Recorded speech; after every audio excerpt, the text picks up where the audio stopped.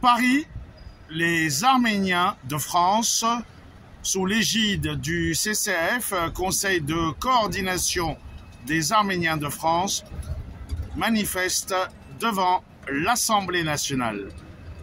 N'oubliez pas de vous abonner à cette page YouTube.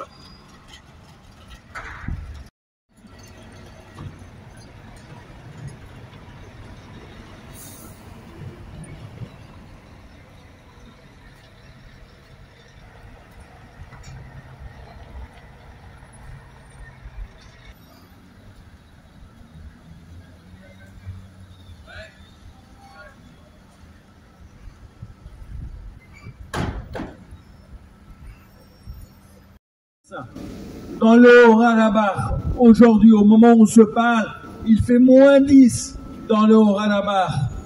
Et donc la population est confrontée à une pénurie de vivres, à une pénurie de médicaments. Et au froid privé de chauffage, elle ne pourra pas résister très longtemps dans ces conditions. C'est la raison pour laquelle, dans le monde entier, la communauté internationale est alertée. Ici en France, le CCAF est en contact permanent avec le gouvernement, avec les sénateurs, les députés, les élus,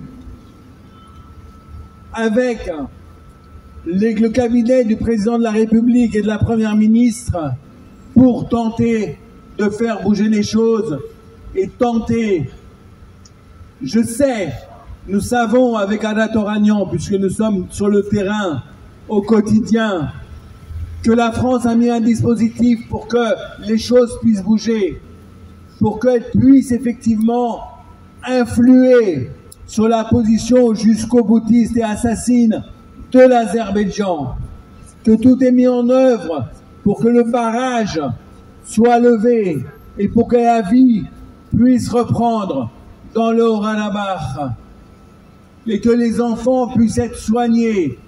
Depuis la semaine dernière, 2 personnes sont décédées, faute de soins, qu'elles n'ont pu se faire prodiguer dans les hôpitaux de Stepanakert. Alors oui, la situation est grave et on vous avait mobilisé mardi dernier ici. On vous a remobilisé ce mardi ici. On vous remobilise, s'il vous plaît, mardi prochain ici encore, la veille du dîner du CCAF, qui est un grand moment au cours duquel des centaines de leaders d'opinion, députés, sénateurs, maires, élus, ambassadeurs seront présents, diplomates de nombreux pays seront présents. Ça sera encore un moment d'alerte important et l'occasion probablement pour le gouvernement français d'exprimer devant nous les initiatives qu'il a prises, qu'il prend et qu'il prendra encore. Vous avez vu encore aujourd'hui, nous avons autour de nous des députés, des élus, des représentants des communautés amies et nous allons leur donner la parole. Avant de leur donner la parole, je la transmets à Adat Oranian, coprésident du CCAF.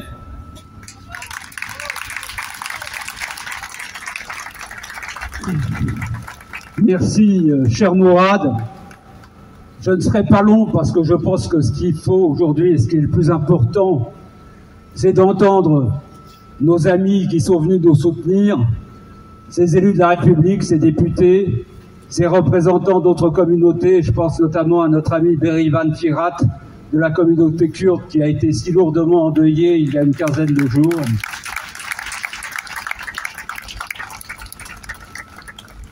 Mes chers amis, nous avons en face de nous aujourd'hui une catastrophe humanitaire qui est en train de se nouer.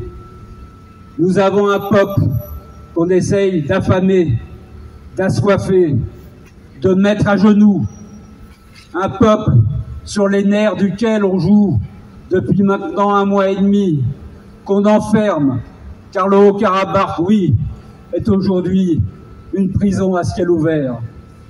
Le panturquisme, à l'origine du génocide de 1915, à l'origine de tant et tant de massacres contre le peuple arménien, continue à nouveau de sévir contre la République du Haut-Karabakh.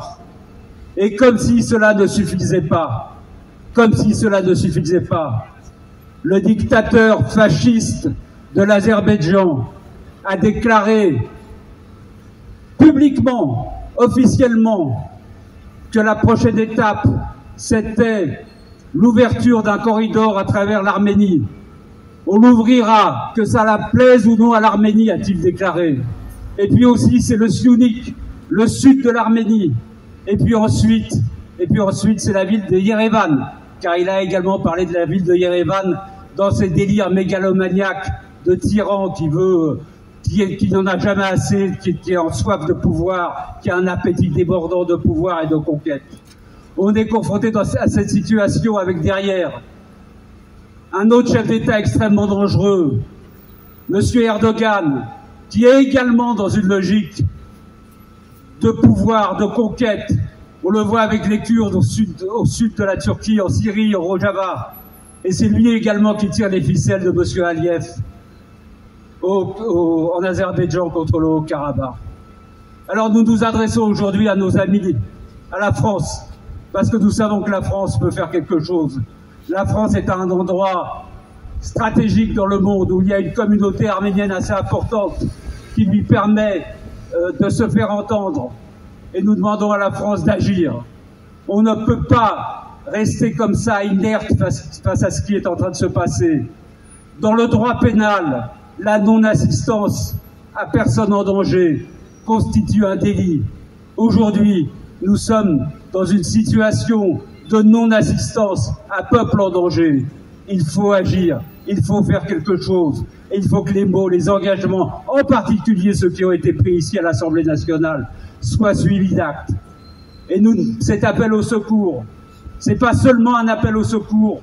Évidemment, c'est un appel au secours pour les Arméniens, pour le dernier carré d'Arméniens qui reste vivant sur ces terres, ce dernier carré qui a résisté à toutes les vagues génocidaires du panturquisme. Mais c'est aussi pour notre protection, à nous, en Europe, à notre civilisation, à nos valeurs, à nos libertés.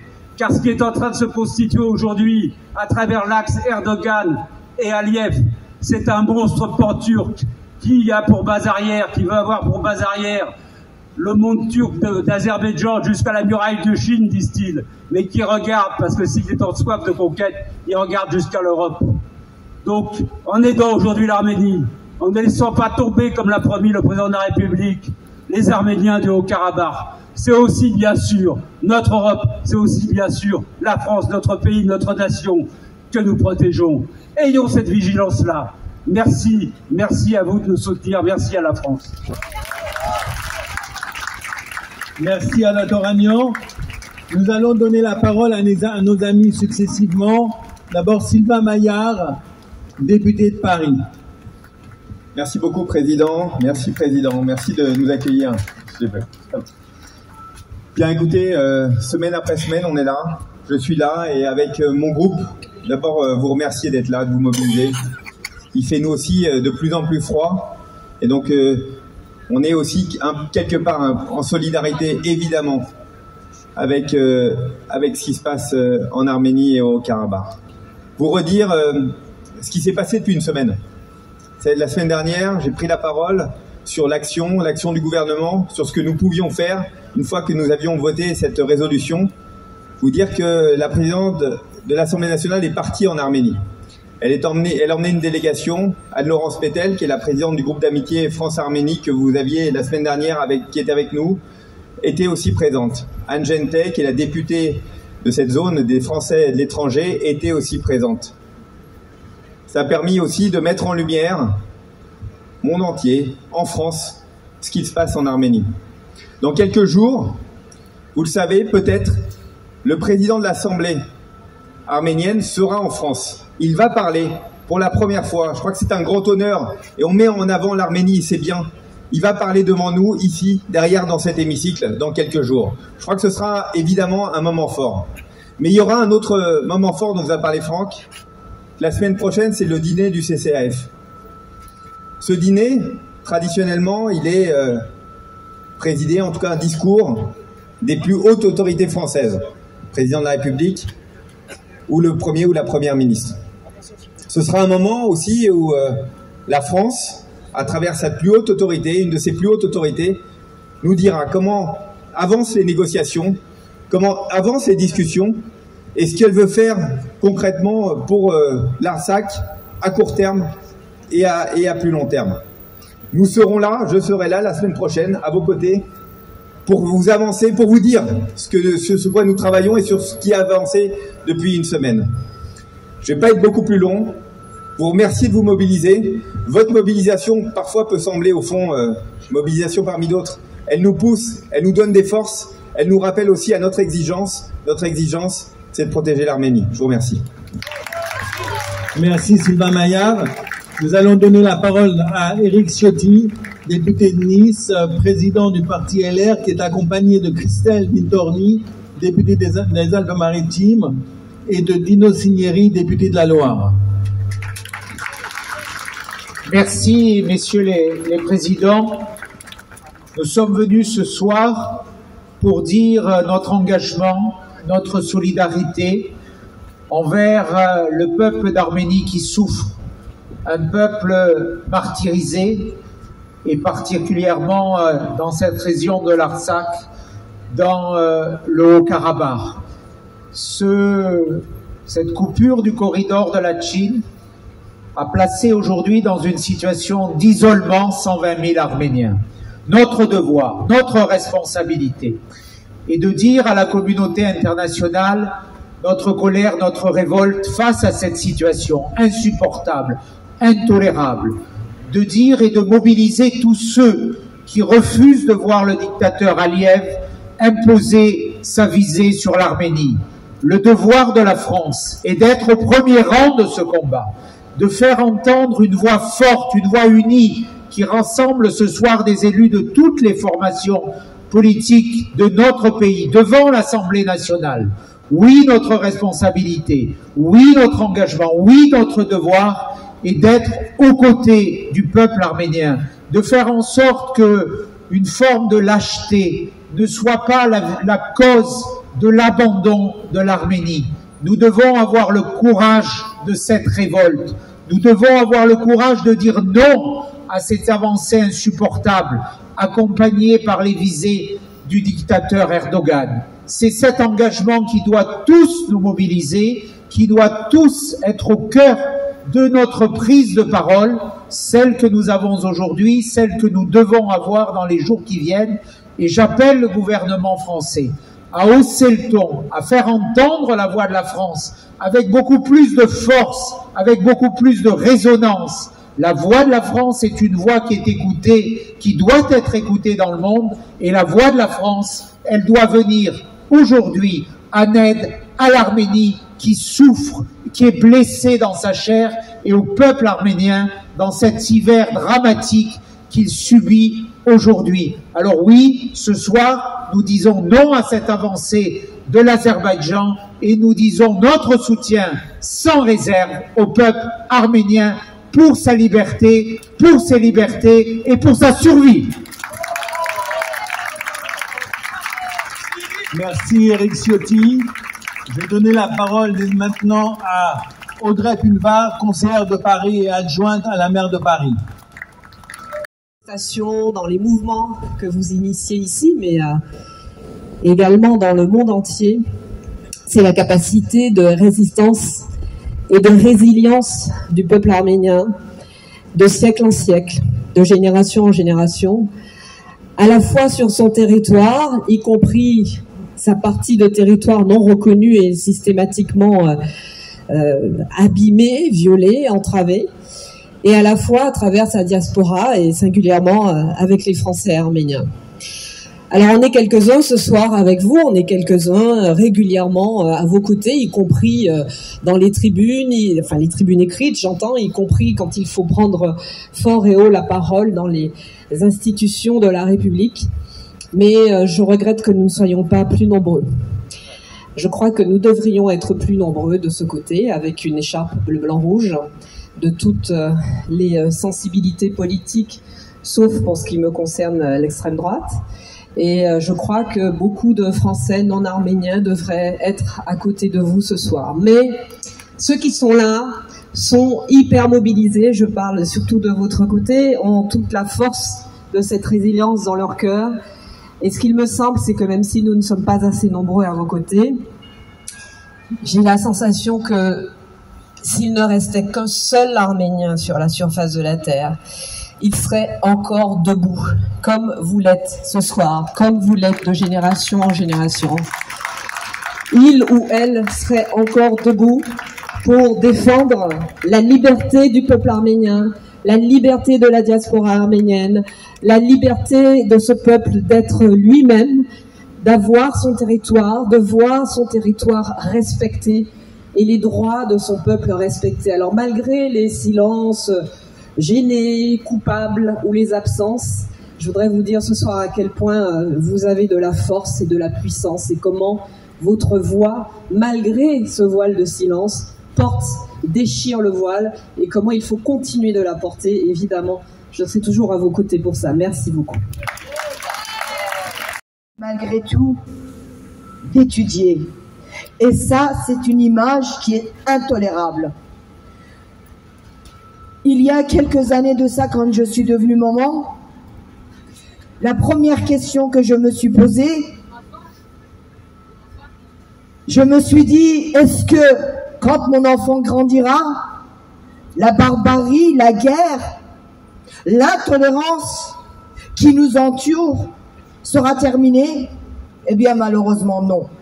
Encore à cette époque, un dictateur qui est le marionnette du dictateur qui mène le chantage sur le monde, eh bien, essaye de corriger, le terme est lourd, essaye de corriger le peuple arménien et ceux de l'Artsakh par la faim, le froid et par des menaces de génocide à nouveau. Et ça, nous ne pouvons pas l'accepter. Nous ne pouvons pas l'accepter, mais nous ne pouvons pas le dire qu'avec des mots. Il est temps de prendre des actes. Il est temps de prendre des décisions concrètes. On ne peut pas d'un côté acheter du gaz à l'Azerbaïdjan et de l'autre côté dire nous sommes avec les Arméniens, nous sommes avec l'Artsakh. La duplicité politique, ça va à un moment. Je sais, vous savez tous que la politique, le réel politique, est un peu traître. Mais à un moment donné, il faut que ça s'arrête. Tout à l'heure, je ne sais pas qui l'a dit, on a dit que ces dictateurs, ces deux dictateurs, notamment le dictateur en chef Erdogan, est non seulement une menace pour le peuple arménien, pour les gens, les Arméniens d'Artsakh, pour les Kurdes du Rojava, c'est-à-dire du sud, du nord et de l'est de la Syrie, au Kurdistan du nord, dans le nord de l'Irak, en Turquie et ailleurs dans la diaspora, puisque malgré ce qu'on vient de dire, qu'on parle d'un assassinat raciste, nous avons été frappés aussi ici le 23 décembre en plein cœur, et nous savons que derrière cela, il y a autre chose. Pour vous dire qu'à un moment donné, les mots, les déclarations, les condamnations ne suffisent pas. Il faut prendre des actes. Il faut prendre des actes car la France est aussi menacée par Erdogan et ses pairs. Erdogan est en train de creuser sous la République française via ses mosquées, via ses associations, via soi-disant sa jeunesse nationaliste, ultranationaliste et la jeunesse d'origine maghrébin qui l'utilise contre la République française au motif que la France serait islamophobe. Oui, Erdogan est dangereux. Oui, son allié, son pantin est dangereux. Mais maintenant, il est temps pour vous, pour nous, pour toute la France et surtout pour les responsables de la France et d'Europe de prendre des sanctions directes envers Erdogan et Aliyev. Et vive les Arméniens qui n'ont pas baissé la tête, qui ne baisseront pas la tête. Et ça, c'est une cure qui vous le dit.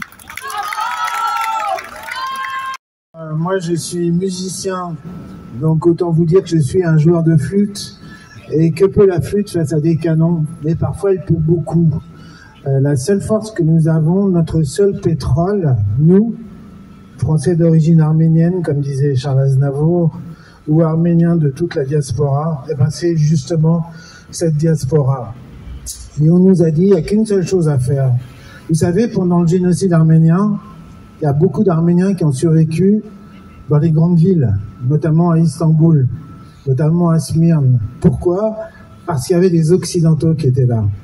Et leurs crimes dégueulasses, quand il est observé, ils n'osent pas les faire.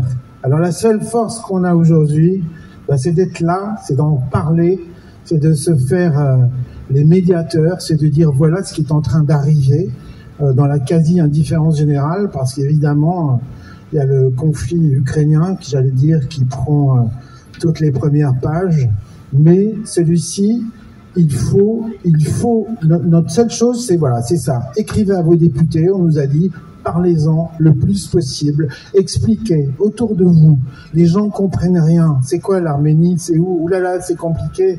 C'est des montagnes, c'est le Caucase. C'est pas compliqué. C'est le seul pays démocratique de ce putain de coin de la planète. Franchement, des fois, je pense à cette blague d'un Marseillais qui a dit échange dans un journal immobilier à Marseille. Il a fait une annonce.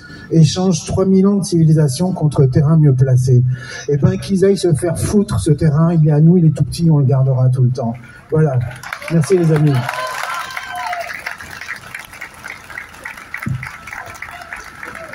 Merci André, merci pour ces mots. Voilà, donc nous sommes encore une fois mobilisés. Vous étiez là mardi dernier. Cette mobilisation hebdomadaire nous permet de continuer à alerter, de continuer à interpeller l'opinion publique, de continuer à mobiliser les parlementaires et les élus, de rassembler autour de nous les amis, mais finalement d'intéresser aussi un peu les médias, puisque il y a eu une couverture assez remarquable dans le Figaro et le Figaro Magazine, puisqu'il y a eu un éditorial à Europe 1, puisqu'il y a eu ce matin un éditorial à France Inter, que nous sommes passés sur CNews dimanche, ça commence. Alors évidemment, c'est largement insuffisant au regard du risque encouru par la population arménienne dans l'Artsakh, évidemment, mais il faut continuer.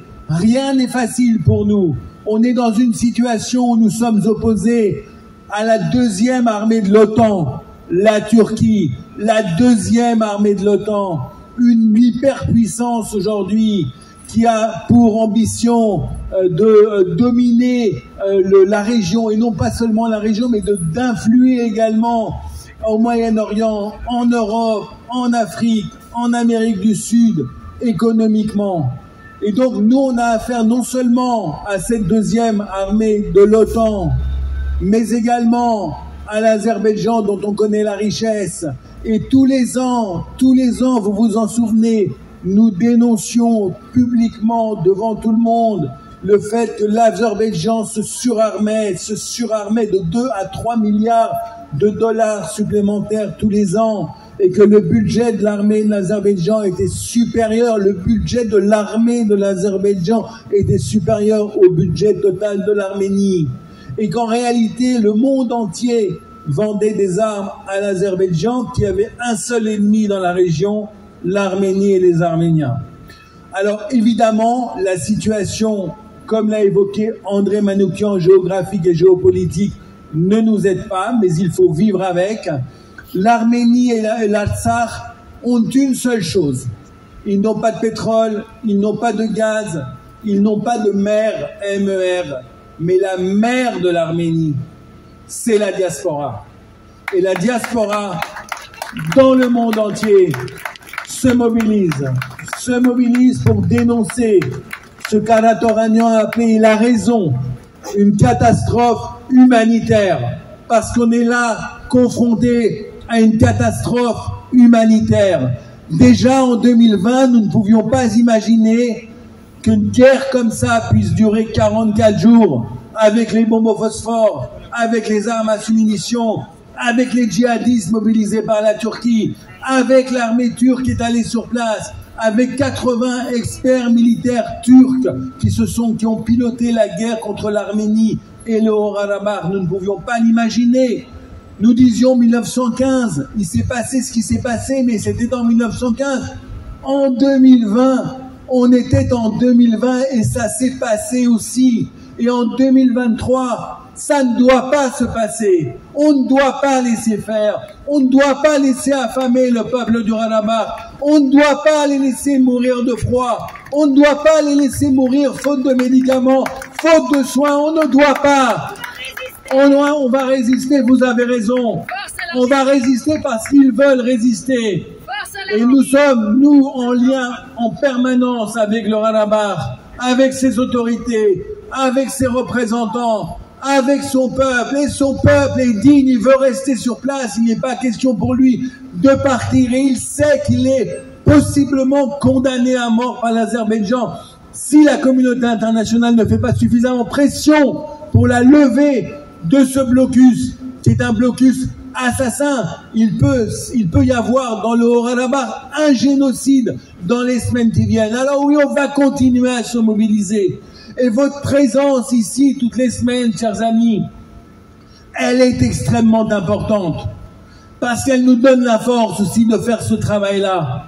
Et elle nous donne la force à nous de venir devant vous et de vous dire ce qui a été fait. Et on voit bien que les personnalités politiques et communautaires qui sont là aujourd'hui n'étaient pas celles qui étaient là la semaine dernière. Et la semaine prochaine, il y en aura d'autres. Et nous continuons à sensibiliser l'ensemble de la classe politique française. Nous continuons à sensibiliser des amis de plus en plus nombreux qui, évidemment, un peu tard, mais face à la possible catastrophe à laquelle sont confrontés les Arméniens, se mobilisent, haussent le ton, expriment leur déception. Et aujourd'hui, nous savons, parce que nous continuons ce travail-là auprès de l'exécutif, que des initiatives vont être prises, qu'ils veulent prendre des initiatives, et que ces initiatives, si elles sont prises, et nous devons continuer à les pousser pour qu'ils les prennent, pourraient être salutaires pour le peuple d'Artsakh, pourraient sauver le peuple d'Artsakh du froid, de la famine et de la maladie. Voilà, chers amis, je pense que Arat Oranian va conclure ce rassemblement. Nous vous donnons rendez-vous de nouveau mardi prochain. Alors, la semaine dernière, on avait passé un accord, vous vous souvenez? L'accord, c'est vous mobilisez vos amis, votre famille, chacun d'entre vous, mobilisez 10 personnes la semaine prochaine. Je sais, il fait froid. Il fait encore plus froid là-bas. Mobilisez 10 personnes. Chacun d'entre vous, mobilisez 10 personnes. Est-ce qu'on peut compter sur vous? Parce que si à un moment donné, on doit décider d'aller devant l'ambassade d'Azerbaïdjan, on n'ira pas avec ce nombre-là. On n'ira pas avec ce nombre-là. Donc, mardi prochain, on doit faire la démonstration qu'on est capable de se mobiliser beaucoup plus fortement pour que nous puissions prévoir cette mobilisation que nous voulons prévoir devant l'ambassade d'Azerbaïdjan. Car c'est l'Azerbaïdjan qui étouffe, asphyxie et tente d'assassiner le peuple du Karabakh. Et vous et nous, on est d'accord sur une chose. On ne laissera pas faire. On est d'accord? Mardi prochain, on est beaucoup plus nombreux ici, on est d'accord? Chacun d'entre vous mobilise 10 personnes, on est d'accord? C'est promis. Merci.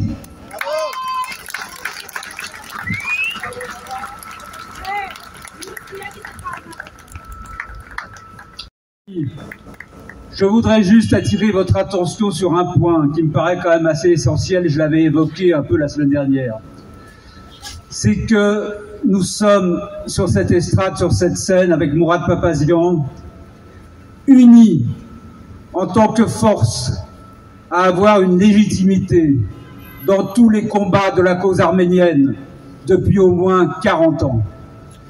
Nous avons été parfois divisés, nous avons parfois été sur des fronts différents, mais face aujourd'hui à l'extrême gravité de la situation, face aux enjeux existentiels qui pèsent sur l'Arménie, qui pèsent sur le Haut-Karabakh et qui pèsent aussi sur la diaspora, parce qu'on essaye de déstabiliser, bien entendu, la diaspora. Erdogan veut déstabiliser la diaspora et il a désigné deux communautés, la communauté arménienne des États-Unis et la communauté arménienne de France, comme étant des obstacles à sa politique. Eh bien, mes amis, nous pouvons relever ce défi et nous le relevons, et nous devons en effet le relever dans l'unité et en nous mobilisant de plus en plus fort, comme l'a dit Mourad. On ne peut pas demander aux autres d'agir à notre place, de se battre à notre place, d'être présents si nous-mêmes nous sommes absents. Il faut faire un effort. Je sais que ce n'est pas facile. Nous sommes dans des sociétés, nous sommes dans des mondes où l'individualisme est de plus en plus puissant, où on est chacun derrière son ordinateur, où on est chacun derrière son écran de télévision, où on est éparpillé. Mais il y a un moment où il faut faire nombre, où il faut peser ici en France, parce que la France, en effet, est un pays stratégique, et parce que nous avons une classe politique unanime qui a voté ici pour l'Arménie, dans cette assemblée qui était l'Assemblée nationale, et la même chose au Sénat. Et parce que tous les combats que nous avons menés ont finalement déclenché une écoute parmi nos dirigeants au plus haut sommet de l'État, qui sont aujourd'hui sensibles à cette situation. Alors bien sûr, la France ne suffit pas. La France, c'est un grand pays, c'est la 5e puissance mondiale. Mais nous pouvons demander à la France d'exercer son influence sur les États-Unis d'Amérique, sur l'Europe.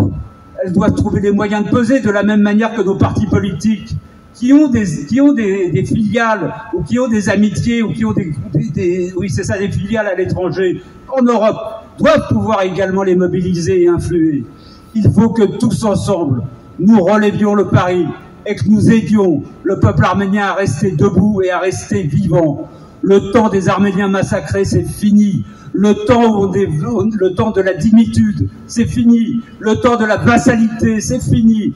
Il faut continuer à mener le combat tous ensemble, le mobiliser. À la semaine prochaine.